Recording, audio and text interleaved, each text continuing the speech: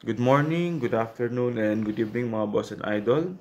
Merry Christmas, Happy New Year, and welcome sa mga bagong subscriber. Welcome back for me para dun sa mga lumang subscriber na na-miss yung boses ko. So, for 2024, ang magiging content natin is to resolve some concerns ng mga kapwa natin mag-iibon. Okay, dahil habang tumatagal, lalo na madami yung mga nag-aalaga ng African lovebirds, kaya lang, mas dumarami rin po yung mga nasa proseso para matutunan yung tamang pag-aalaga. So, most of the hobbyists ngayon, when I say hobbyists, sila yung mga nag-aalaga ng ibon na nagiging hobby nila. Okay? Dahil nare-relax sila pag nag-aalaga ng African lovebirds. But the challenge is how they will taking good care of those African lovebirds. How they will breed those African lovebirds. May nakausap ako kanina, sabi niya, Boss, idol, bakit for almost 4 years, yung inaalagaan niya, niregalo sa kanya, tapos hindi nag-breed. Pero sure daw yung pinanggalingan ng ibon na babae at lalaki yung binigay sa kanya. Tapos, ang ginawa natin, tinanong natin, inassess actually natin kung ano yung naging possible root cause, kung bakit hindi na siya nagbe-breed. So, ang possible root cause, ito yung makikwento niya, sabi niya, okay naman sir, may nest box. Okay, check. Maganda yung kulungan, check. Tahimik yung lugar, check. Okay. Sagana sa sanga ng malunggay, okay, check ulit. May tubig, okay. Paano yung pagkain? Yung sir, hindi nga nagugutuman yun kasi laging puno yung pakainan. Yun. So, ayun yung problem. Yung pinakahuli. Laging puno yung pakainan. Sa inaakala kasi natin minsan mas makakabuti dun sa mga alaga nating ibon na ibigay yung mga pangangailangan nila higit sa pangangailangan na kaya nilang i-consume. Okay? Hindi natin alam yun yung magiging daan para hindi natin ma-achieve yung goals natin. So, ang na ba yung goal natin? Ang goal natin, mangitlog sila at maparami sila. Hindi mangyayari yon for only one reason. Kasi po, na-overfeeding yung African lovebirds. Sir, baka kasi magutom. Okay? Alam niyo po ba, yung mga athlete, para ma-achieve nila yung strength nila, yung maximum strength nila, kailangan nila mag-training, kailangan nila mag-exercise, kailangan nila maging physically fit. Okay?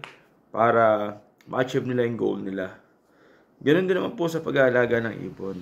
So, actually, yung ibon pwede nating ihalin tulad sa tao. Okay? So, tayong mga tao, di ba, minsan, ang challenge pagka sobrang laki ng ating mga katawan, minsan mahirap tayong mag-produce, okay, ng anak. So, minsan, possible yung lalaki mataba, kagaya ko, o minsan yung babae mataba. So, hindi nakakapag-produce. Sa manok, ganun din. Sa manok naman, kasi African lovebirds, diba? Pag sabi mong birds, ang nakikita kong isa, pwede nating maging comparison yung manok.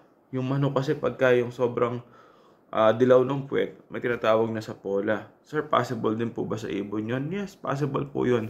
So, pwede nyo rin pong i-check yung puwet ng African lovebirds nyo na hen kung may dilaw sa puwet o malaki yung puwet. Nakala nyo may itlog. Hindi po itlog yun, sapola po yun. Para doon po sa hindi nakakaalam sa terminology na sapola po, siya po yung tabang na mumuo sa puwet ng ating mga ibon. Okay? Ang tanong niya, sir, may pag-asa pa po ba yun? Di ba, may kasabihan nga tayo, habang buhay may pag-asa. So, recommendation ko sa kanya, diet. Subukan mo i-diet. Sir, pagka gutom kasi sila, lipad sila ng lipad dun sa hawlan nila. Di much better, kasi pag lipad sila ng lipad dun, ay-exercise sila. Siguro bawasan natin sa seeds, dagdagan natin sa fiber, which is yung sanga ng malunggay. Okay, tapos huwag natin tanggalan ng tubig, or palagi natin palitan ng malinis sa tubig. Siguro, that way, may chance pa sila mag-breed. Okay? Kesa may stress ka ng may stress dyan, boss, sabi ko sa kanya kanina, ito gawin mo. Okay? Bill ka ulit tayo sa pares. Bumili ka naman, wag ka namang hingi. Bumili ka ng isang pares. Okay? Tapos in this time, gawin mo yung tama.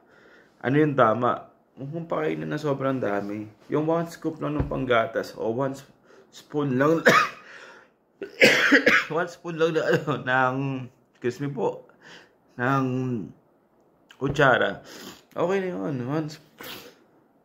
Kasi pagka sobrang overfeed, yun ang nangyari. Siguro sa buhay, pwede natin siya maisabuhay sa buhay natin eh. Minsan akala natin, yung lahat ng ibinibigay natin sa mga mahal natin sa buhay, yun yung mas magpapabuti sa kanila. Hindi natin alam na yung mga bagay na ibinibigay natin lahat para sa kanila, yung pala yung magiging dahilan para sa ikasasama nila. Minsan kailangan din natin timbangin kung yung ginagawa ba natin na pagbibigay sa kanila ng lahat is mapapabuti sila. Sa umpisa, oo. Okay? Baka sa bandang huli, may pagsisihan tayo. So, yun lang po. Siguro, gusto ko lang i-remind lahat ng mga mag-iibon, mapabago man yan o baguhan o yung mga veterano na 'di ba may kasabihan tayo sa pag-iibon. Talo ang inip. Ibig sabihin, kung mainipin ka, hindi para sa iyo ang pag-iibon. Kasi this is a process. Okay? And patience. So, kailangan ng mahabang pasensya at kailangan ini-enjoy natin yung proseso. Okay? So, medyo masama pakiramdam natin mga boss and idol. So, kahit medyo masama pakiramdam natin, sinigurado kong makapagawa tayo ng content para makatulong tayo sa mga ibang mag-iibon. Meron pa nagsasabi na Sir, boss, idol, yung ibon kasi namin namatay yung kapares. Okay? So, possible bang mamatay yung isang African lovebirds? Actually, may possibilities, yes. Pero based on my experience, hindi naman po. Okay? Alam nyo ba kadalasan namamatay sa ibon? Excuse lang po Kadalasan, ang gender na namamatay sa ibon, yung male, yung lalaki. Okay? Kasi kaming mga lalaki, handa kaming magpabuli sa mga babae. Okay? Yung mga babae talaga bully yan eh. Actually, yung mga babaeng African lovers kasi territorial yan. Pag ayaw nila sa partner nila, sinasaktan nila yan. Kinakagat-kagat talaga nila yan. Okay? Hanggang sa mag-bleed. Hanggang sa ma-stress. Number one problem ng mga nabubuhay sa mundo kasama ng African lovebirds, pag nai-stress sila, okay, tumatamlay sila. Kung hindi sila tumamlay, nagpapakamatay sila. Akala ng iba, namatay lang yun. Hindi nila alam na yung kapartner nila sa loob ng kulungan, okay, nangahawalan nila, yun yung naging daan kung bakit siya namatay. Na-stress siya dun sa hen. So usually, ayun yung mga nangyayari. So, kung bibigyan mo siya ng partner, okay, gawin niyo yung natural pairing, forced pairing, na nandyan dyan sa content ng YouTube ko, hanapin nyo na lang sa baba. Okay, na-upload ko na yan years ago, hanapin nyo na lang. Yung tamang pagpapakain, pagpapatuka, tamang kulungan, nandyan na rin po lahat yun.